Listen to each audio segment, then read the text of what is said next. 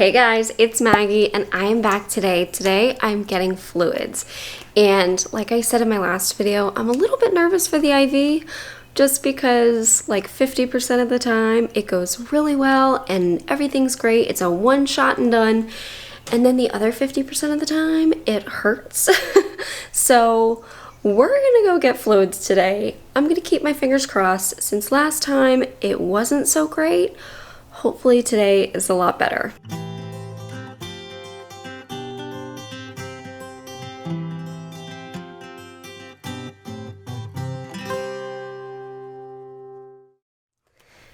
Alright, so I have to leave pretty soon. I'm trying to open this one-handed. Can I put my thing down?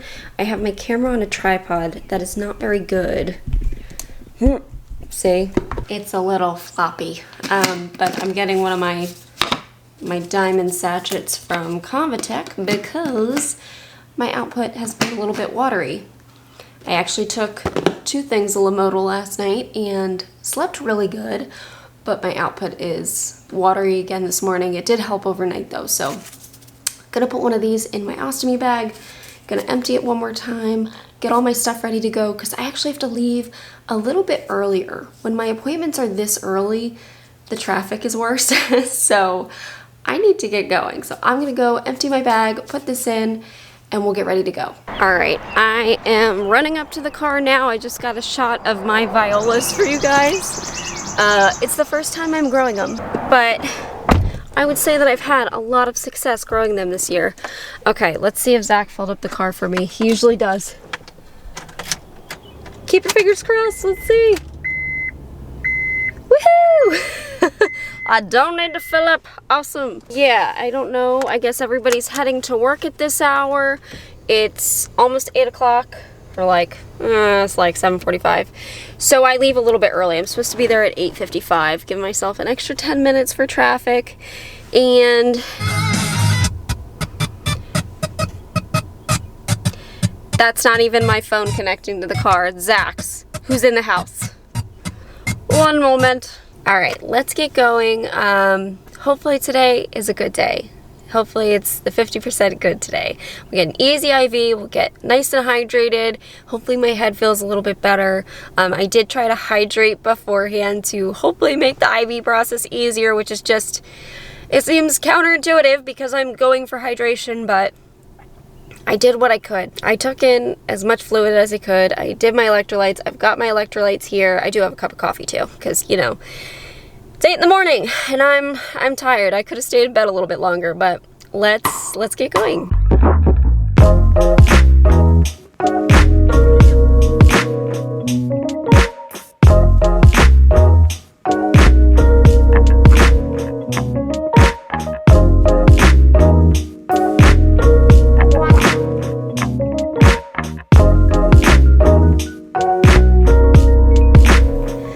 All right, I am all done.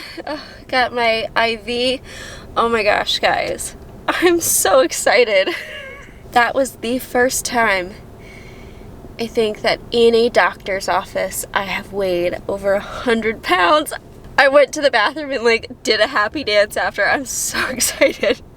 And it really does explain why I don't think you can see it, I cannot button my pants, and I 100% could not that long ago. So I think I gained a few pounds in the tummy, and you know what? I'm freaking happy about it. That is awesome. And the nurse got the IV on the first try, which was fantastic. I told her, I was like, can we just avoid my elbow because it hurt last time? So we got it one and done. It felt good the whole time. It hurts a little bit right now, but that's okay. I mean, it usually does for a little bit. And I feel like I must have been a little bit more hydrated this time because I feel super puffy and my left hand was puffy and I had to pee so badly and my ostomy was filling up, which I had spoken to one of my friends about it. She's like, oh my gosh, don't you find it so annoying that you have to like pee so much afterward and your ostomy like fills up like crazy? And I was like, that doesn't really happen to me. But today it seems like it is. So maybe I was a little bit more hydrated this time and I didn't need the fluids quite as much, so that's awesome. I don't know, but I need to get on the road. I see a lot of traffic on the highway in front of me here.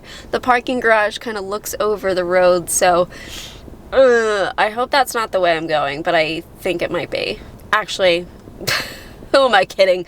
I don't know what way I'm going. My GPS tells me. So let's head on home and see how Zach is doing, and yeah. Okay, so that traffic that I was seeing from the parking garage, I am currently stuck in. So I was sort of right. It was the direction that I had to go, which kind of blows because I'm very tired. It's more like body tired than it is wanting to go to sleep tired. I guess I could take this bracelet off now. Luckily, they never make it tight enough for me not to be able to just slide it off of my wrist. And I think the lane's closed up here, which is kind of annoying. Everyone is being very, I don't know, they're not letting anybody in, so this is fun. Also, I apologize that the video is so dark. I guess the sun is over that way, or what would be the sun on this cloudy day. And it's very dark. I look like I'm sitting in a dark room. I may have to get over here in a second. I don't know. I can't really see ahead because there's 8,700 trucks. But anyways, as I was saying, before my appointment, I was sitting there and I was like, this is the first time I've been nervous for an appointment, like getting an IV, in a long time. Because, you know, I've done it a time or two. And this was the first time that I was like, oh, kind of not looking forward to this. Not that I'm looking forward to getting an IV, but I kind of was a little anxious about it, and it reminded me of what it was like growing up with Crohn's and getting all these appointments where I didn't really understand why I was getting things done or what they meant, and I would have anxiety for days leading up to, you know, colonoscopies or whatever it was. And it wasn't just the IV, it was the test, it was everything that went along with it. But I haven't really felt that in a long time. I don't know if it's just because you get used to it after a while. It is what it is, and the longer that you're anxious about it, like, the less helpful that is to you. It doesn't do anything, it doesn't help anything to just be thinking about it nonstop. So my guess is that's probably why, but I think just knowing that last time the nurse dug to get the IV in and it still didn't go in, she wound up having to redo it, and then my arm hurt for a number of days afterwards. I was just kind of like, ugh. But what I did today was I asked the nurse, could you please avoid that area? It kind of acted funny and I was in pain for a few days, and she was like, oh yeah, like, we'll use that as a last resort if we can't get it anywhere else. And I was like, perfect, that would be great. And she did. She got on the first try. But this nurse is also very thorough. I've had her a few times. I think she's actually newer to the clinic, but not a new nurse. Like, she's familiar with IV placements, clearly. And she really investigated my arm and found a good spot and got it. So I think that helped, just explaining to her, like, please try to avoid that area. I try not to, like, you know, ask them to do it in a certain spot every time, because I'm like, I feel like they must be nervous too. They're looking at my arms, they see that I have very tiny veins, and if I can give them as many options as possible, I will. So, but today I was like, I'm gonna ask, you know, never hurts to ask, just not go in that one area out of all the other places they could put IVs. So, man, this traffic is rough. And I am boxed in by a bunch of trucks, so I can't see what's going on. So I'm just happily going along at 5 miles per hour, hoping that I'll be home eventually. I'll probably be here for the next 17 hours, so I'll catch up with you when I'm actually home.